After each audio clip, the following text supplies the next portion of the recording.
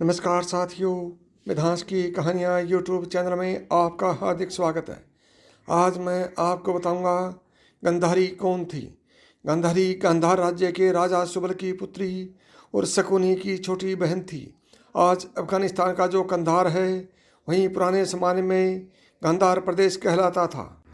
गांधारी महान शिव भक्तिनी थी और महादेव ने उसे 100 पुत्रों का वरदान प्रदान किया था। गांधारी अद्वितीय सुंदरी थी। इसी कारण भीष्म ने धृतराष्ट्र के लिए सुबल से गांधारी का हाथ मांग लिया। जब गांधारी को ये पता चला कि धृतराष्ट्र नेत्रहीन है तो उसने भी अपनी आंखों पर पट्टी बांध ली और आजीवन नेत्रहीन की भांति ही रही। शकुनी अपनी बहन से बहुत प्रेम करता था और उसने अपनी बहन की इस हालत के लिए भीष्म और कुरुवंश को ही उत्तरदायी माना और कुरुवंश के नाश की प्रतिज्ञा ले ली।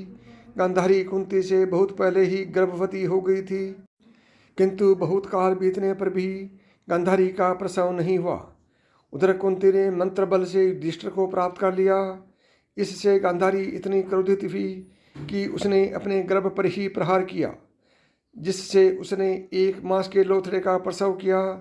जब महर्षि वेदव्यास ने यह सुना तो उन्होंने उस मांस पिंड के 101 टुकड़े करवाकर 101 घी के गढ़ों में रख दिए। समय आने पर उन गढ़ों से 100 कौरव और दुशाला का जन्म हुआ। उनमें दुर्योधन सबसे ज्येष्ठ था।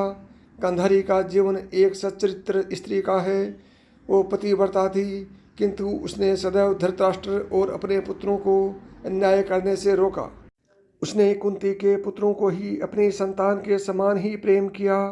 वो एक विदुषी स्त्री थी और राज्य चलाने में भी धृतराष्ट्र का सहयोग किया करती थी। उसने सदैव धृतराष्ट्र और दुर्योधन को धर्म के मार्ग पर चलने को प्रेरित किया, किंतु ऐसा नहीं हो पाया। गांधारी महाभारत के युद्ध से बहुत क्षुब्ध थी। जब केवल दुर्योधन युद्ध में जीवित बचा तब पुत्र मोह के वश उसने अपने पुत्र को अजय बनाने का विचार किया। उसने दुर्योधन को नग्न अपने समक्ष बुलाया, किंतु श्री कृष्ण ने अपनी चतुरता से उसे केले के पत्तों को छाल पहनवा दिया। जब दुर्योधन गांधारी के समक्ष आया तब गांधारी ने श्री कृष्ण को ही दोषी माना और उनके समस्त वंश के नाश का श्राप दे दिया। युद्ध समाप्त करने के बाद कई वर्ष तक धृतराष्ट्र और गांधारी हस्तिनापुर में ही रहे, किंतु फिर बाद में संन्यास लेकर दोनों वन को चले गए।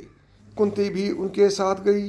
वहीं वन में एक दिन आग लग जाने के कारण तीनों की मृत्यु हो गई। साथियों, ये थी आज की कहानी। आपको कैसी लगी कमेंट करके बताएं और अभी तक आपने मिधांस की कहानियाँ यूट्यूब चैनल को सब्सक्राइब नहीं किया है तो अभी सब्सक्राइब करें। नमस्कार दोस्तों, जय श्री कृष्ण।